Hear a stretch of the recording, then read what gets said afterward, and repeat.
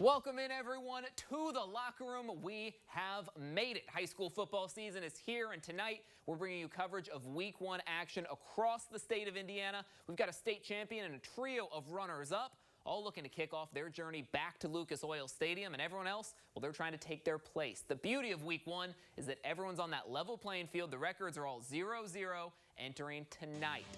So let's change that. It's time for our first Friday face-off of the season, and where better to begin than in the hometown of the defending Class 2A state champs, the Adams Central Flying Jets, hosting the Garrett Railroaders, with Garrett's Week 1 win last season being the only thing that kept AC from a perfect season.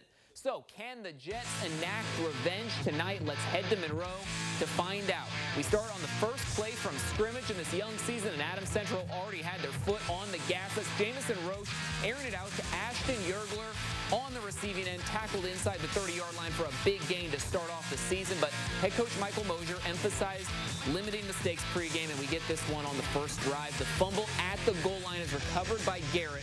The Jets spoil their first chance to score. But here's the good news. They would get another one next possession. They make this one count. Roche with the dive up the middle, loses his helmet in the process, but still gets through for 6. Then it was Adams Central's defense making highlights all night. They had plenty. Garrett has very little breathing room here. The suplex to the ground by Cameron Fravel and co. And that Adams Central touchdown that you saw earlier, well, that would prove to be quite important. It'd be the only score of this game. Adams Central avenges last season's lone loss with a 7-0 victory. Now, as we mentioned earlier, 3 other Northeast Indiana teams made it to their own state title games last fall as the runners-up, and this Week 1 schedule gave us a treat. It brought all of them into Allen County tonight. So how will they fare with the newfound target on their back?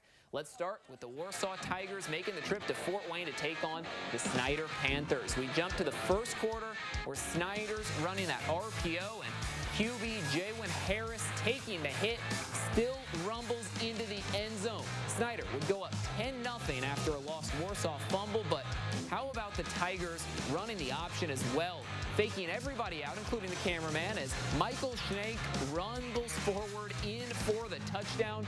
Tigers trail 10-6 at this point, but on the ensuing Snyder drive, Warsaw's Luis Bermudez rocking the QB, forcing the fumble. Ty Martin taking it all the way back for 6. Warsaw grabs the lead in this one. Then some late heroics continue to build. The Tigers pick up that Week 1 victory. They will head back home next week to face Warren Central. As for Snyder, they get a matchup with East Noble, another runner-up, next. Speaking of East Noble, the rising Class 4A power making the trip to South Fort Wayne to take on the Wayne Generals. And early in the second half here, the Knights are cruising. That's Ian Ramey, the halfback, cutting his way, working and weaving his way past defenders, getting the first down in the solid game there. Then East Noble goes to the air attack. Riley Biddle at QB finds Jack Slater with the quick pass. He's going to get through and downed inside the 10-yard line. Things looking good for East Noble, but don't count out the Generals just yet. The defense still has some punches to throw. The handoff going nowhere as Wayne's Quishon Love comes up with the big stop and certainly riling up the crowd. We got some dancing going on now. Unfortunately for the Generals, they couldn't get enough of those big stops.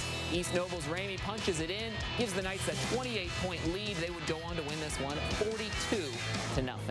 And our final finalist of the night, Bishop Lures heading to Any 8 country to face the Leo Lions. We are deadlocked at the halfway point, 7 apiece, but first play after halftime, and Leo's Nathan Foster coming up with the pick, a key defensive play, which sets up a short field for the Lions offense, and Paul Woods is going to punch it in at the goal line. The Lions go ahead 14-7 at the end of 3, mid-4th now. That Lions defense leaving it all on the field. Isaac Smith breaking up this pass right there on 3rd down. Lures would have to punt, and then final chance for the Knights.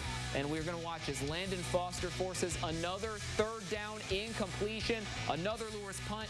Leo would not allow Lures to come back after that. They eke out this victory 14-7, picking up that big win over Lewis. So that's Week 1 in the books for each of the area's reigning semi-state champs. But notably absent from that group are any of the powerhouses from Indiana's largest Class 6A. Both finalists in that bracket were from that Indianapolis area, but tonight one of Fort Wayne's biggest schools issuing a challenge to the reigning 6A runner-up. We've got a look from Indy, where Homestead takes on Westfield. We start in the early second quarter. Shamrocks up 10, but Homestead's Michael White keeps it himself, nearly scores, gets this one down to the 1-yard line. Westfield's defense, though, stepping up after that. Now later on in the drive, it's Isaac Winghart with the big sack for the Shamrocks. That would lead to a missed field goal by Homestead. Later, the Rocks still bringing the heat on defense is Alex Aramabolis, this time with the sack, and Homestead falls in this one big to the defending 6A runners-up. Now the Carroll Chargers also making the trip to Indy. They challenge Hamilton Southeastern. That's the squad which actually eliminated Homestead from last year's playoff race. We head to the second quarter, 5 minutes left, and Gabe Frissinger, 57 yards to Harrison Sheely. Look at that pass right there.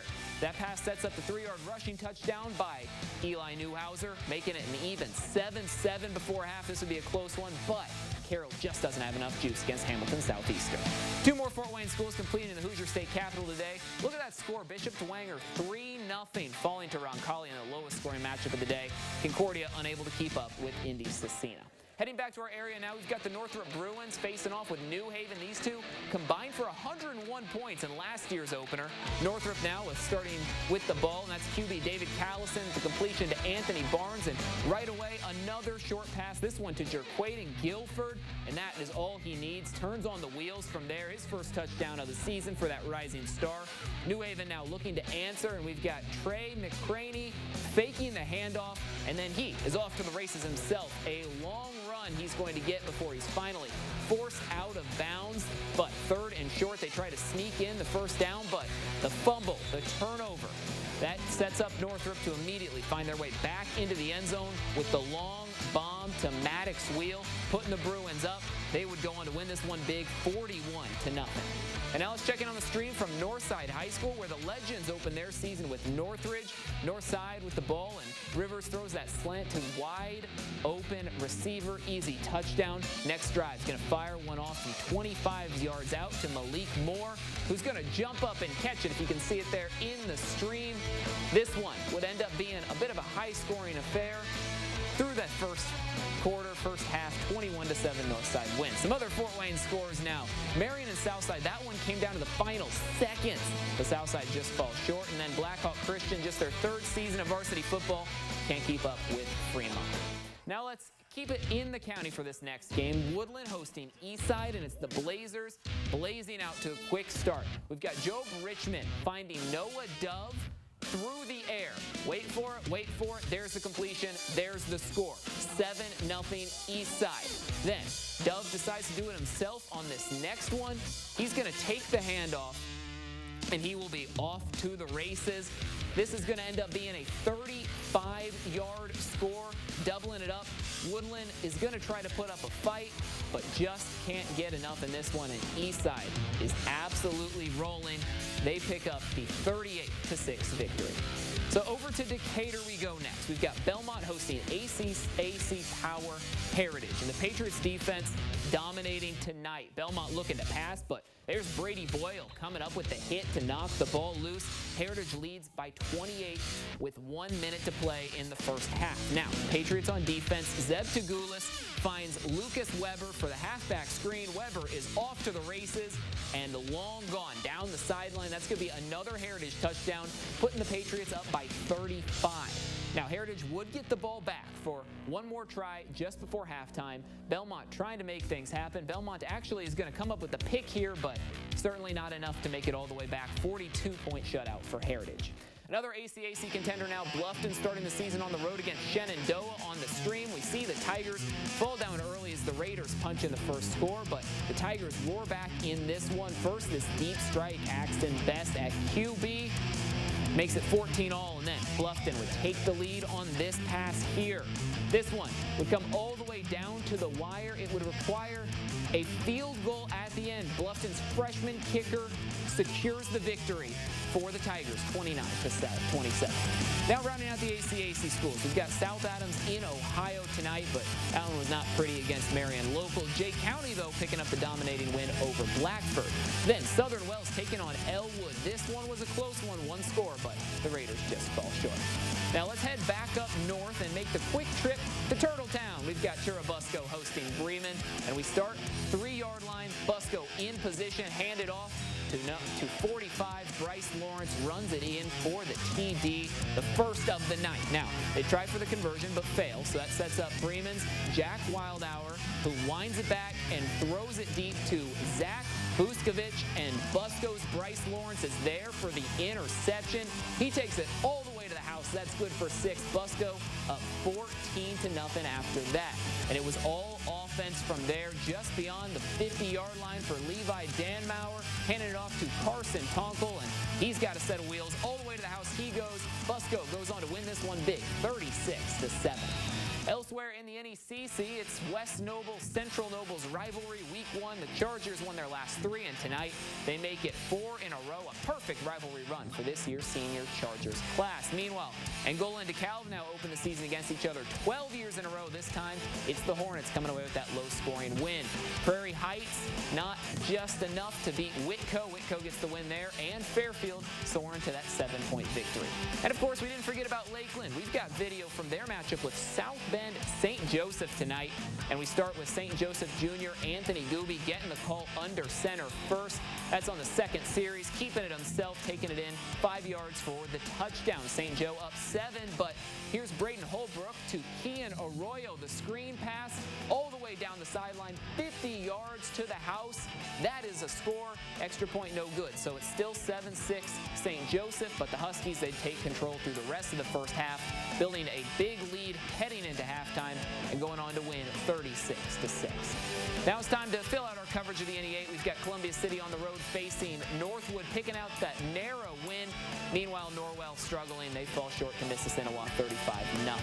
We can also check in on the feed from Huntington North, where the Vikings host Eastbrook to start their season.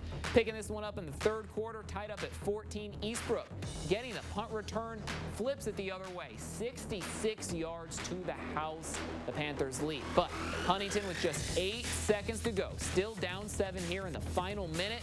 And take a look as they push this one in. Just 8 ticks to go to get the lead down to 1. But on the extra point, this is where it gets important. And just off the post, that one gives Eastbrook the narrow win, 21-20, a heartbreaker for Huntington North. So our final scores of the night now. We're rounding this up, heading out west. Maconaquah dropping a ton of points there on Wabash. Meanwhile, Wawasee coming out with that 1-point victory over Jimtown. And we've got Manchester picking up that 12-point victory over Northwestern. Southwood struggling, falling short to Rochester 42-0. So, now that we've gone through every feasible game tonight, it's time to show you the highlight of all highlights captured on our cameras this week. Tonight, we're going to take another look at that Warsaw defense coming up big with the first half score. Luis Muniz Bermudez hitting the QB and taking the forced fumble all the way. It's Ty Martin who's picking up that score, and that one would be especially important as Warsaw would win this game over Snyder by just that one possession.